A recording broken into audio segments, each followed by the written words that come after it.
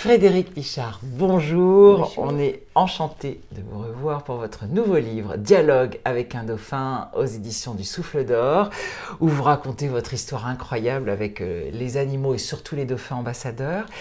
Alors, moi j'ai deux questions en fait. Je démarrerai par, qu'est-ce que c'est que la sagesse pour vous des dauphins? Parce que c'est souvent des animaux un peu comme les baleines qu'on décrit comme des animaux un peu différents, philosophes, sages. Est-ce que c'est un délire humain ou pour vous, la sagesse des dauphins, ça veut dire quelque chose?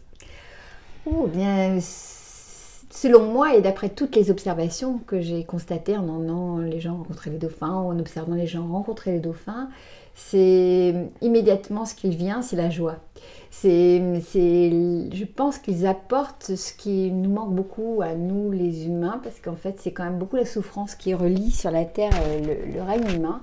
Et en fait, dès que les dauphins arrivent, l'être devient comme un enfant. En fait, il est de nouveau dans une innocence, un pétillement. Et cette sagesse-là, c'est... Alors vous allez me dire, oui, mais c'est difficile de revenir à la sagesse, à la joie, quand on sait tout ce qui se passe. De cruauté. C'est peut-être ça la sagesse. Mais c'est vrai que c'est de retrouver cette innocence et effectivement, c'est surtout cette sérénité. Il y a chez les dauphins quelque chose qui nous apaise immédiatement. Et parce qu'ils sont en permanence, on le sait, dans un état de grand calme, comme le font les moines tibétains. En fait, ils sont dans un état alpha, leurs ondes cérébrales sont très très lentes.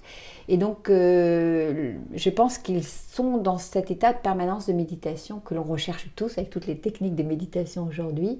Et en fait, quoi qu'il arrive, malgré tout ce qui se passe sur Terre, ils arrivent à être dans ce calme, cette sérénité. Alors, il y a une autre chose qui m'intrigue énormément, c'est que les dauphins, d'un simple coup de nageoire, peut tuer n'importe quel homme, comme évidemment les baleines.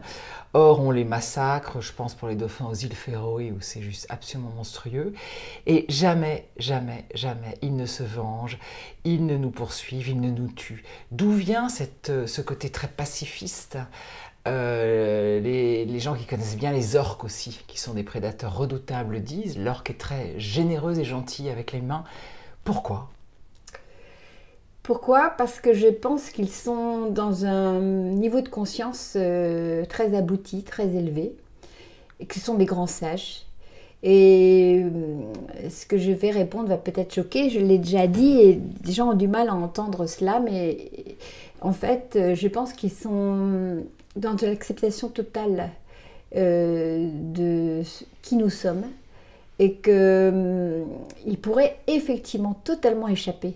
Et ils savent très bien tous les ans, effectivement, les massacres qui sont prévus. Ils savent, ils sentent les bateaux, ils sont au courant de l'arrivée des bateaux et pourtant ils n'échappent pas à cela.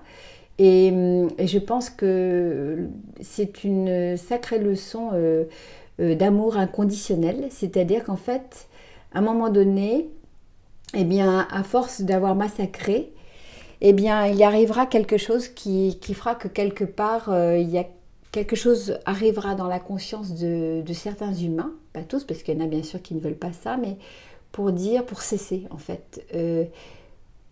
Et je pense qu'ils en sont là. Ils sont dans cet espace d'acceptation totale qui fait qu'ils ne fuient pas cette cruauté, ils sont capables d'être dans ce sacrifice. En langage humain, on dirait qu'ils sont fatalistes. Il y a des tas de philosophies fatalistes. C'est comme ça. C'est le karma, c'est comme ça. Oui, plus que ça. Parce que j'ai rencontré une fois un pêcheur qui m'a raconté, il était audacieux, parce qu'il a osé me dire qu'une fois il avait dans son filet un bébé dauphin, un delphino, et la maman qui pleurait en fait. Il a entendu la maman pleurer parce que le petit était mort. Et il a dit, à partir de là, j'ai changé toute ma façon de pêcher. Donc il a osé raconter cela. Et donc il y a eu une prise de conscience.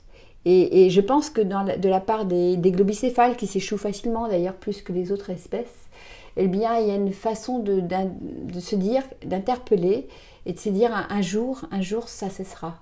Et vous savez comment un peu, en fait, on va dire là, on fait de l'anthropomorphisme, mais pour donner un exemple, de dire que voilà, comme une mère doit le vivre avec son enfant où il se casse la figure tout le temps et qu'à un moment donné, on ne doit pas essayer de l'aider à se relever, il faut qu'il se relève tout seul. Il y a une forme d'acceptation, de se dire voilà, j'ai confiance, ils ont une confiance, c'est ça la sagesse, ces animaux-là, malgré tout, ils ont une confiance extraordinaire en l'humain. Et ça, c'est un beau message. C'est un beau message d'espoir pour notre humanité. Espérons qu'on en soit digne. Hein. Oui, j'espère très fort. Merci.